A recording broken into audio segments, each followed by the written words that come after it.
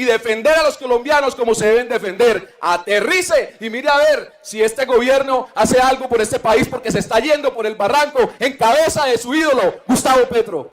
Lo que se vivió hoy en el Senado fue una detonación política en vivo, un intercambio donde los gritos, las acusaciones y los discursos incendiarios dejaron al descubierto una fractura que ya nadie puede ocultar. En medio de ataques directos, señalamientos cruzados y un ambiente al borde del colapso, se desató un choque que mostró la crudeza con la que se está manejando el poder. Nada quedó intacto, ni los argumentos, ni las lealtades, ni la ya frágil tranquilidad de la plenaria. Lo que ocurrió revela algo más profundo que una simple pelea, es la señal de que la tensión institucional está llegando a un punto de no retorno. No puedo permanecer callado ante el discurso estigmatizador del senador JP. Este partido, senador JP, conozca usted la historia. Este partido es descendiente de un proceso de paz y es descendiente de un proceso de izquierda. Lo mínimo que debería hacer usted, senador, es respetar a quienes militamos en el partido, a quienes somos de izquierda. Bueno, no por más que grite o arme escándalo, usted va a poder intimidarme. Carlos Ramón González, el fundador del partido Alianza Verde, me iba a quitar el aval cuando se enteró que yo no era petrista. Y después decidió finalmente dejármelo. En el partido Alianza Verde también hay personas de centro, personas que no se catalogan de izquierda, y está el senador Fabián diciendo que es de centro, mijo, entonces bájese esa nube que todos no son de izquierda, como la hija del señor Pizarro, María José, que usted ha mencionado.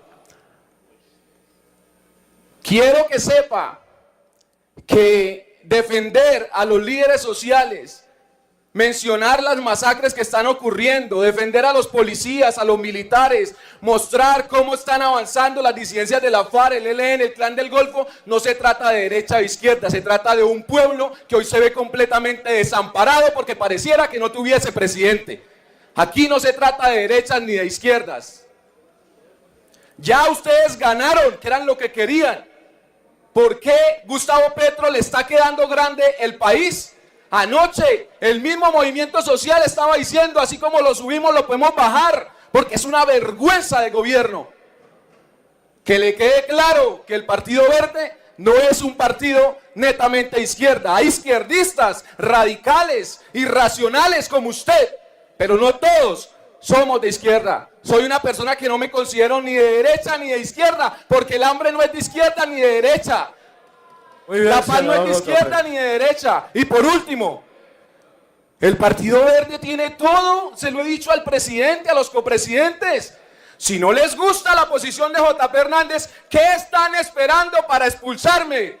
Que lo hagan si les da la gana, pero mis posiciones no las cambio porque yo no llegué aquí por un color, por un partido, por una ideología. Llegué aquí para ser coherente y defender a los colombianos como se deben defender. Aterrice y mire a ver si este gobierno hace algo por este país, porque se está yendo por el barranco en cabeza de su ídolo, Gustavo Petro.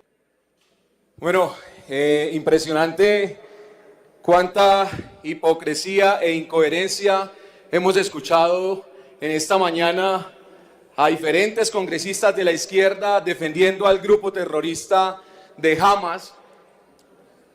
Y no me sorprende, también son defensores de los guerrilleros terroristas de acá de Colombia, disidencias de las FARC, el ELN, el Clan del Golfo. Ayer, precisamente, mientras estaba firmando ese cese bilateral, que ojalá sea bilateral y no salga como el del ELN unilateral, para el 16 de octubre entre el gobierno y las disidencias de las FARC, hombres de las disidencias de las FARC, en 3 lugares diferentes, Paujil, Suaza, Albania, estaban deteniendo vehículos de todo tipo, livianos y pesados, para grafitearlos. Esa es la muestra de paz que estaban dando las disidencias de la FARC mientras el gobierno les firmaba este cese al fuego, que no es más que amarrarle las manos a nuestras fuerzas militares, y eso es gravísimo. Y la gravedad de eso se la voy a decir a continuación. Y es que desde el 00, las horas 00 del 31 de diciembre, cuando Gustavo Petro salió a decir que había un cese bilateral con el ELN, ha ocurrido lo siguiente, escúcheme, 37 enfrentamientos entre el ELN y otras organizaciones criminales. 36 confinamientos, 22 artefactos explosivos, 17 enfrentamientos con la fuerza pública de Colombia, 17 atentados contra el medio ambiente, 15 secuestros, 15 actos terroristas, 15 desplazamientos forzados, 11 atentados contra la infraestructura de Colombia y decenas de policías y militares asesinados. Eso es lo que logra este gobierno de izquierda en cabeza de Gustavo Petro, haciendo esos ceses bilaterales con el ELN y las guerrillas de las disidencias de las FARC. Amarrarle las manos a nuestros policías y militares para que no enfrenten a esos criminales terroristas. Ahí vimos a Gustavo Petro este año buscando y suplicando en Estados Unidos que saquen a Cuba de la lista de patrocinadores del terrorismo y que le levanten las sanciones al narcodictador Nicolás Maduro de Venezuela, un régimen asesino. Yo acá los escucho cómo hablan en defensa del grupo terrorista Hamas, pero no hablan de las violaciones de derechos humanos que comete ese régimen, que ahorita, a propósito, después de esto viene la votación de un tratado con ese miserable dictador. Uno de los que más ha visitado Gustavo Petro mientras ha sido presidente. Hipócritas, incoherentes es lo que son, parecen aquí y dicen, es que el que es humanista defiende la vida, pero no le importan las vidas de los militares y los policías que están asesinando estas guerrillas. No le importan los líderes sociales, van más de 70 masacres, más de 100 líderes asesinados. De eso no hablan. ¿Por qué? Porque es en complicidad con este miserable gobierno de Gustavo Petro. Lo repito, hipócritas, incoherentes. El primero, nosotros lamentamos mucho que las relaciones internacionales del actual gobierno se manejen con criterio de afinidad ideológica que raya en complicidad criminal y no bajo el principio de interés nacional. Las lamentables declaraciones del presidente Petro y muchos de sus seguidores frente al ataque terrorista de Hamas contra el pueblo de Israel son una demostración más de ello. Y se suman al esfuerzo por lavar la cara de la narcodictadura en Venezuela, el reconocimiento al Frente Polisario, la injerencia en Argentina a favor de Cristina Kirchner en el que es considerado el caso de corrupción más grande en la historia del país, o lo que pasó con Chile o Perú, donde el Congreso declaró persona no grata a Gustavo Petro. El terrorismo no tiene límites ni éticos ni fronterizos.